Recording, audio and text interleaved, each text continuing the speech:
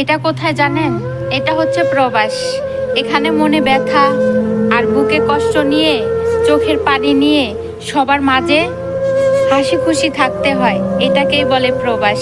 আর এই প্রবাসে আসার পরেই আমি বুঝতে পারছি নিজের আপন বলতে একমাত্র আল্লাহ আর আমি, এই দুজনই আমার সঙ্গী।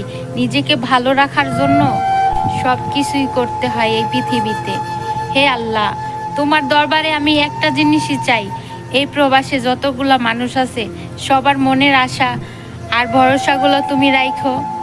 আর যত কষ্ট আছে কিছুক্ষণের জন্য সব তুমি ঠান্ডা করে দিও আল্লাহ। এই প্রবাসে যারা আছে না পারে খোলা আকাশের নিচে থাকতে, না পারে তোমাকে ঠিক মতন ডাকতে, তারপরও এই প্রবাসীরা দিনের পর দিন চোখের পানি আর মুখে মিথ্যা হাসি নিয়েই বেঁচে আছে।